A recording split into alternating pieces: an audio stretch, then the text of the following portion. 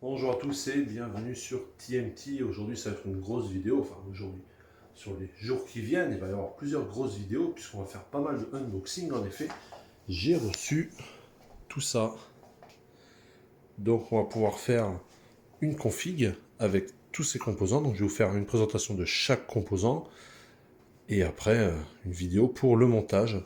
Et aujourd'hui, on va faire l'unboxing et la présentation du boîtier Fractal Design Node 202.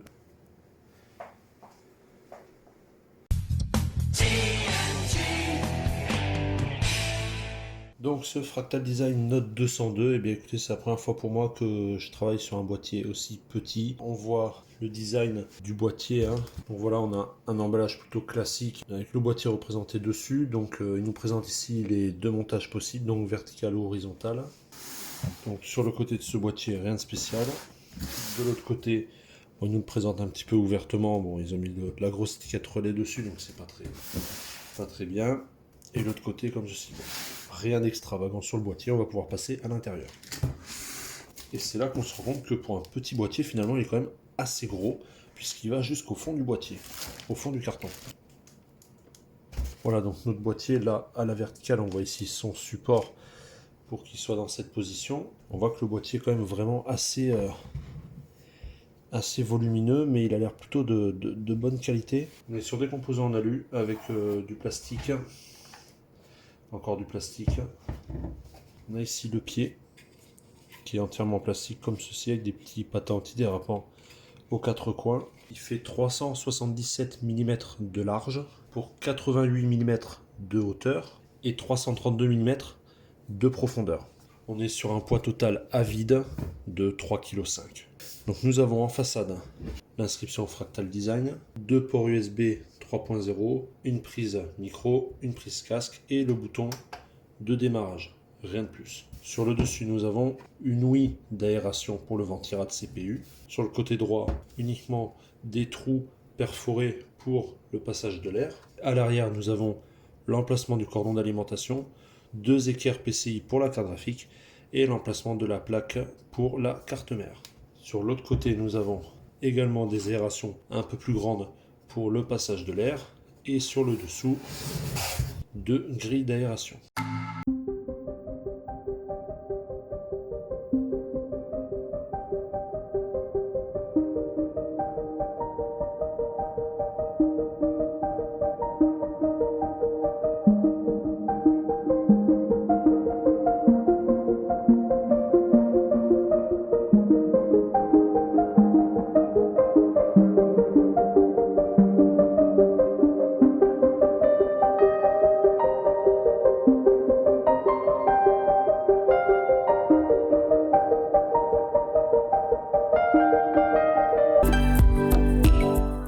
Pour l'ouvrir, nous avons uniquement ces quatre vis qui sont apparentes.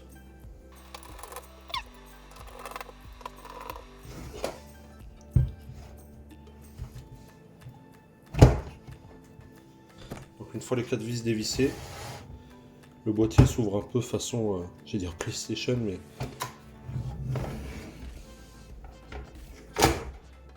ça fait un peu ouverture type console ou vieux PC. Comme ceci.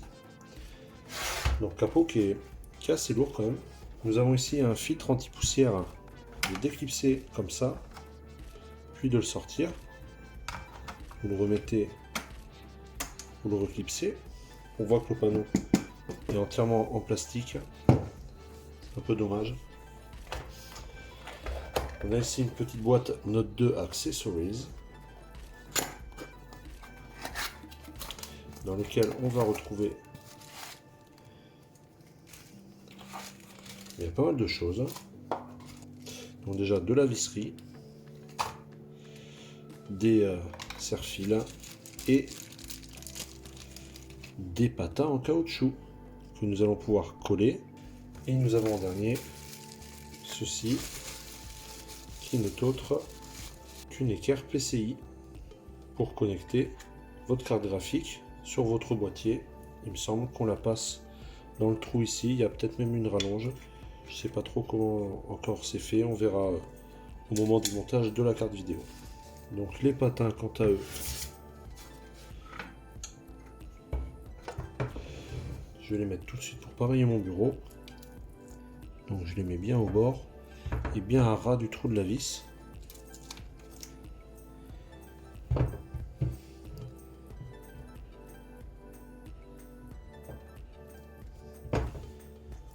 Donc nous avons l'intérieur de notre boîtier qui est compartimenté en deux. Un côté carte graphique, avec ici toute la connectique pour la carte mère. Donc vous voyez ici les ports USB, les ports audio là, USB, le bouton de démarrage, donc qui passe à travers la cloison ici et qui reviennent là. Nous avons ici le câble d'alimentation qui est en fait une rallonge pour venir se connecter sur votre alim que vous mettrez ici ou plutôt là. On retrouve ici encore un filtre anti-poussière. Ici également, donc il est bien équipé niveau filtre anti-poussière, ça c'est bien. On a ici un support pour votre carte graphique. Le revêtement ici est en caoutchouc mou, donc c'est collé.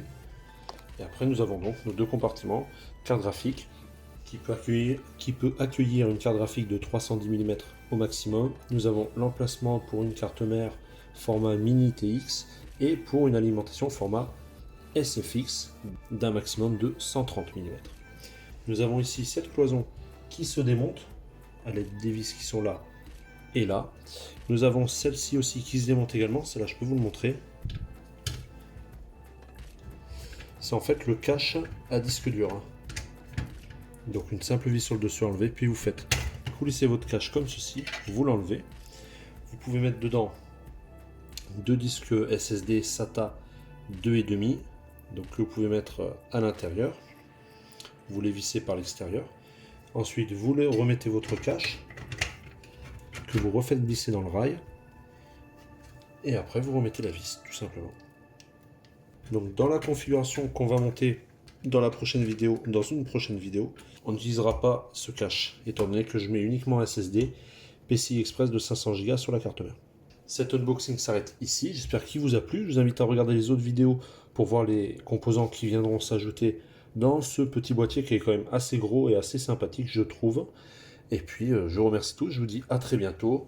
Pensez à liker, à partager, à vous abonner. Merci à tous, salut.